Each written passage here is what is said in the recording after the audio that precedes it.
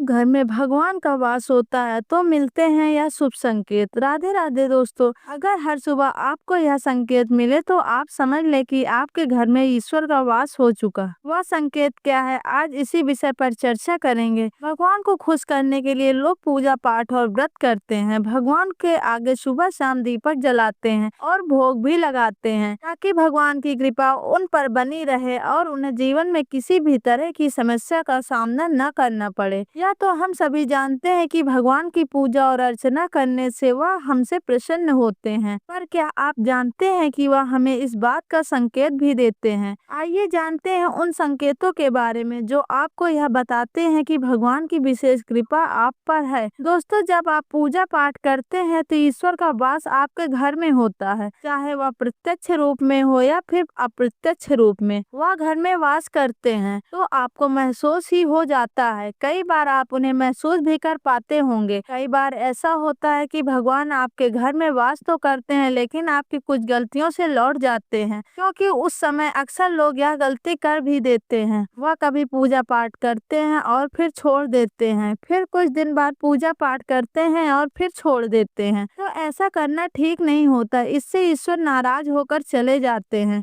ऐसा आपको कभी नहीं करना चाहिए। बहुत से लोग ऐसे भी होते हैं जिनके घर में ईश्वर तो वास करते हैं लेकिन उन्हें स्वयं इस बात का पता नहीं होता है और वह स्वयं उनका अपमान करके उन्हें वापस भेज देते हैं, यह कहकर कि मैं ईश्वर की पूजा तो रोज करता हूँ लेकिन तब भी ईश्वर मुझे क्यों नहीं दिखाई देते हैं। तो आपकी यह सब बातें आपको ईश्वर को रुष्ट कर देती हैं। इसलिए आपको आज हम यह संकेत इस वीडियो में विस्तार से बताएंगे, जिससे आप स्वयं जान पाएंगे कि ईश्वर आपके घर में आ चुके हैं। तो आइए जानते हैं उन संकेतों के बारे में। लेकिन उससे पहले अगर आप भी चाहते हैं कि माता लक्ष्मी का आशीर्वाद आप पर और आपके पूरे परिवार पर हमेशा बना रहे तो इस वीडियो को एक लाइक करें और चैनल को सब्सक्राइब करें और कमेंट बॉक्स में जय माता लक्ष्मी जरूर लिखें। नंबर 1, जब आप सो रहे होते हैं और ब्रह्म मुहूर्त में उठ जाते हैं। हर रोज आपकी नींद इसी समय खुल जाती है। साथ ही यदि ब्रह्म मुहूर्त में ही कोई ऐसा सपना दिखाई देता जैसे कि मंदिर में आप पूजा कर रहे हो या फिर मंत्रों का जाप कर रहे हो, तो ब्रह्म मुहूर्त में देखे गए ऐसे सपने भी इस बात का संकेत देते हैं कि ईश्वर आपके घर में मौजूद है। नंबर 2, यदि आपको ब्रह्म मुहूर्त में ही शंख की आवाज सुनाई देती है, मंत्र जाप की आवाज सुनाई देती है, घंटियों की आवाज सुनाई देती है या कोई नाम जैसे कि आपसे राम राम कह रहा है, ऐसी आवाज अगर आपको सुनाई देती है तो यह संकेत होता है जिससे यह पता चलता है कि भगवान आपके घर में आ गए हैं। नंबर 3,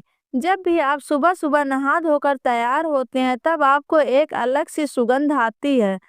यह एक अजीब सी सुगंध होती है जो आपके घर में किसी को भी नहीं आती, केवल आपको महसूस होती है। यह ना तो किसी मंत्र की सुगंध होती है और ना ही किसी इत्र की, ना अगरबत्ती या किसी अन्य चीज, बस आपको ही यह अलग ही सी महक आती है। यह सुगंध और कहीं से नहीं आती, आपके पूजा घर में आती है। दोस्तों, यह महक देवी देवताओं की होती है जिससे आपको यह पता चलता है कि ईश्वर आपके घर में वास कर चुके हैं। अब जो नकारात्मक ऊर्जा होती है, जब इसके घर में आगमन होता है तो आपके घर के भीतर दुर्गंध आने लगती है, लेकिन जब ईश्वर का वास होता है, सकारात्मक ऊर्जा का प्रवेश होता है तो आपको सुगंध आने लगती है। यह महक बहुत ही मनमोहक होती है जो आपका मन पूरी तरह मोह लेती है। नंबर 4, जब भी आप पूजा करने जाते हैं उस समय यदि कोई जीव यानी कि कुत्ता, बिल्ली, गाय या फिर अन्य कोई भी व्यक्ति भिक्षु आपके द्वार पर आ जाता है और आपके साथ ऐसा हफ्ते में 3 या 4 बार लगातार होता है कि आपके पूजा करते समय ही वह आ रहे हैं, तो इसका मतलब यह है कि ईश्वर आपके घर में दस्तक दे रहे हैं। उनका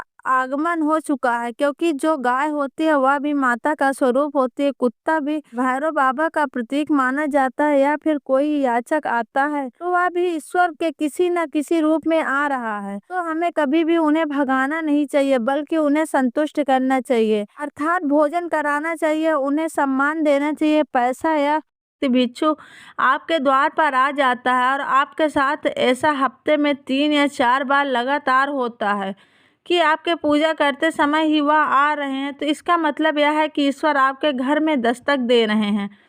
उनका आगमन हो चुका है, क्योंकि जो गाय होती है वह भी माता का स्वरूप होती है, कुत्ता भी भैरव बाबा का प्रतीक माना जाता है या फिर कोई याचक आता है तो वह भी ईश्वर के किसी न किसी रूप में आ रहा है, तो हमें कभी भी उन्हें भगाना नहीं चाहिए बल्कि उन्हें संतुष्ट करना चाहिए, अर्थात भोजन कराना चाहिए, उन्हें सम्मान देना चाहिए। पैसा या अन्य किसी चीज़ का दान करना अलग बात है, लेकिन सबसे बड़ा दान भोजन पानी का माना जाता है। दोस्तों, वीडियो अच्छी लगी हो तो वीडियो को लाइक करें और चैनल को सब्सक्राइब करें और कमेंट बॉक्स में जय माता लक्ष्मी जरूर लिखें। धन्यवाद।